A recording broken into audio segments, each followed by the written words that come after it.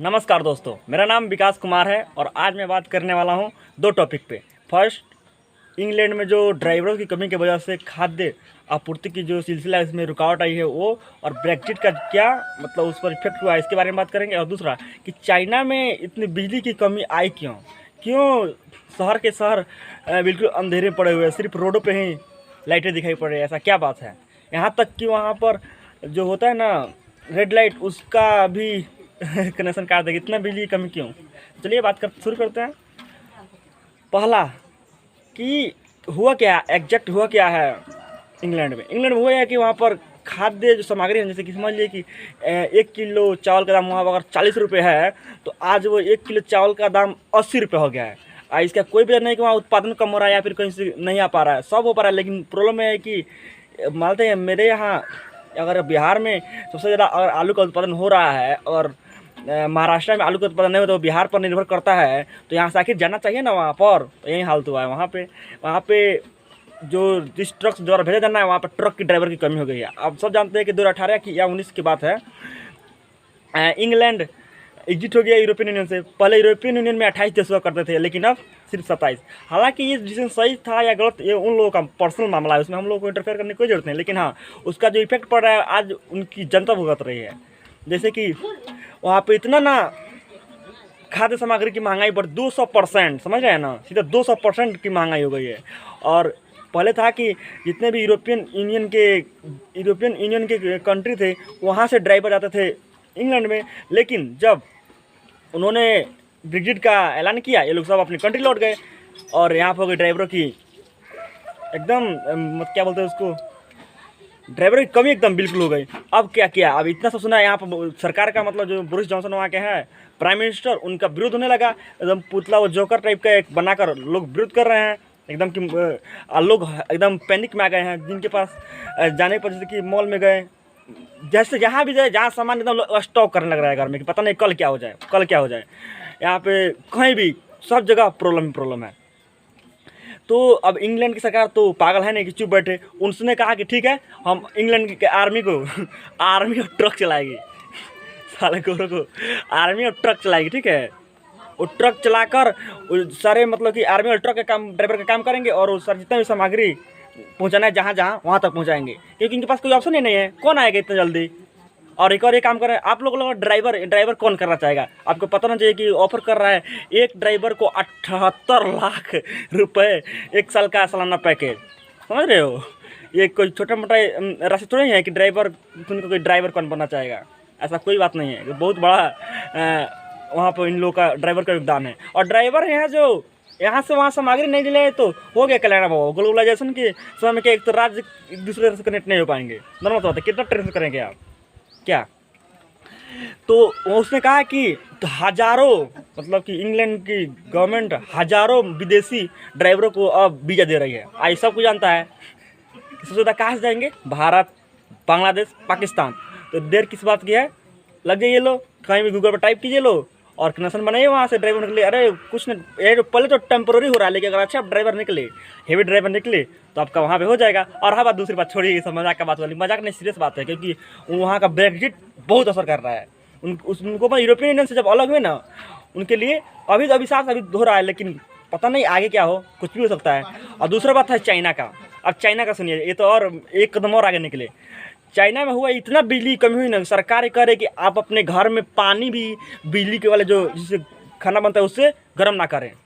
समझ रहे हो? पानी गर्म ना करें, इतनी बिजली कमी कैसे हो सकती है? जो सड़क पर रात में कुछ इमेजेस सामने आई, उसमें ये कहा गया कि देखा गया कि सिर्फ रोड, जैसे सड़क के लिए जाम लगा हुआ है, उसमें सिर्फ रोड पे ही लाइट दिख रही है, पूरा शहर के शहर अंधेरा। इतना बिजली कमी कैसे हो सकता है? देखिए प्रॉब्लम क्या है। चाइना अपने पूरे मतलब बिजली उत्पादन का 70% सिर्फ कोयला से करता है। और कोयला कुछ उत्पादन नहीं करता है, कुछ अदर कंट्री से मंगाता है। सबसे ज़्यादा मंगाता है ऑस्ट्रेलिया से। लेकिन आपको पता होना चाहिए कि 2020 में जब कोरोना आया तो ऑस्ट्रेलिया सबसे पहला देश था जिसने कहा था कि चाइना को इस पर एक्शन कार्रवाई लेना चाहिए, और इसने ही कोरोना को ठीक किया है, मतलब कोरोना को पैदा किया है। इसको लेकर ये तो मन पर मुड़ी पर चढ़ गया चाइना, और उसे पूरा सोचे व्यापार से बंद कर देना है कि व्यापार बंद करेंगे तो अपने खुद बंद कर देगा। लेकिन वो तो और हरामी निकला। वो यूएस से पहले से था, तो मतलब चाइना और यूएस एक दूसरे के विपरीत है, और वो यूएस के साथ चला गया, तो सबसे ज़्यादा बड़ा कोयला का सप्लायर था वो तो गया काम से। अब ये कहाँ से मंगा सकते हैं? इनके पास ऑप्शन क्या है? रसिया, मंगोलिया और एक कुछ क्या बोलते हैं इसको, मिडिल ईस्ट, हाँ मिडिल एशिया के कंट्री से मंगा सकते हैं, या फिर खुद उत्पादन कर सकते हैं। लेकिन जब तक ये उत्पादन करेंगे, बाहर से मंगाएंगे ना, तब तक इनका टाइम फिक्स हो चुका होगा। बात समझ रहे हो? जैसे कि आप बताइए, आप सोच रहे हैं कि आप एक बार दिमाग में आता है कभी कभी, मुझे मेरे भी दिमाग में कभी आता है कि आप लोग सोच रहे हैं कि चाइना फिर क्यों नहीं बिजली को स्टोर करके पहले स्टोर कर ले, फिर बाद में सप्लाई करे। लेकिन आपको पता नहीं, बिजली के यहीं तो दिक्कत है ना, कि बिजली को स्टोर नहीं किया सकता। आप उत्पादन कीजिए और डायरेक्ट सप्लाई, आप स्टोर कर ही नहीं सकते। This is the biggest problem of the एक कोयला बिजली। बात समझ रहे हो? अब वो हो गया परेशान, अब परेशान हो गया है, तब करे तो करे क्या? इसके एक तो एक वजह हो गया, ये कोरोना की वजह से ऑस्ट्रेलिया से डील टूटा, डील नहीं मिली तो कोयला टाइम पे नहीं आया। और उस समय चाइना को भी नहीं बुझाया, क्योंकि सारा कुछ तो उस समय बंद था, फैक्ट्रियाँ बंद थी, कल कारखाने सारे बंद थे, और ये सब कुछ बंद था। तो उसको लगा कि हाँ कुछ फर्क नहीं पड़ा। लेकिन अब तो सब वैक्सीन आ गया इधर, अब सारे फैक्ट्री अपने काम काज पे आ रहे हैं। अब होगा कैसे? सबसे बड़ा प्रॉब्लम यहाँ पे आ गया है। लेकिन सिर्फ एक कारण से ये नहीं हो सकता है, चांसेस नहीं है। अब देखिए वहाँ पे एक आपको पता होगा, बीजिंग 2022 में वहाँ पे विंटर ओलंपिक होने वाला है। और विंटर ओलंपिक के लिए एक रूल होता है, विंटर ओलंपिक में जब तक आपके पास बर्फ़ नहीं होगा तब तक वहाँ पे विंटर ओलंपिक होगा नहीं। अब बर्फ़ कब होगा? जब आपके यहाँ प्रदूषण कम होगा, ताकि तापमान नीचे गिरे और बर्फ़ पिघले नहीं। अगर बर्फ़ पिघल जाए तो क्या विंटर ऐसी धरती पर कराएगा स्काई ड्राइविंग, जो भी हो, समझिए ये प्रॉब्लम है। तो वहाँ पे हुआ गया कि उसने वहाँ पे बिजली कनेक्शन समझिए कि कोयला उत्पादन में कुछ गिरावट करने की बात की है, एक साल में 3%। समझ रहे हो? ये सब तो था ही, उसमें थोड़ा गिरावट करते करते जा रहा है कि ताकि वो सब 2022 वाला किया जाए। लेकिन इसके लिए बहुत महंगा पड़ रहा है। समझ, चाइना ने अपने स्टेट को 3 भाग में बांट दिया है।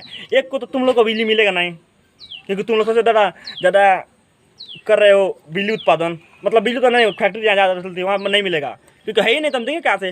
दूसरा ये है कि हाँ आपको मिलेगा लेकिन कट के मिलेगा। और तीसरा है कि आप लोगों को मिलेगा, आप लोगों का कारखाना है तो क्या कीजिएगा आप लोग, चलिए। लेकिन हाँ एक सीधा किया है कि कम से कम बिजली का उत्पादन करें, शहर के शहर बंद पड़ रहे हैं। और तीसरा बात है कि जब 2015 में पहुँचे थे, क्या नाम है, सी जिनपिंग चाचा, उनके साथ हुआ है कि पेरिस क्लाइमेट जो मीटिंग हुआ था, उसमें सारे राष्ट्र एक वादा कर रहे थे कि हम अपने यहाँ इतने दिनों में इतना कार्बन उत्सर्जन कम कर देंगे। भारत ने भी किया था कि 2030 से कम 33% कम कर देंगे। लेकिन ये ससुरा तो क्या हुआ, ये आगे के चक्कर में नहीं होता, आगे ये बोल दिया कि हम 2030 तक 65% कार्बन उत्सर्जन को कम कर देंगे। अरे सालो, तुम लोग का पूरा बिजली उत्पादन का 70% खुद कोयला से आता है, कहाँ से 65% कम कर दो तुम लोग?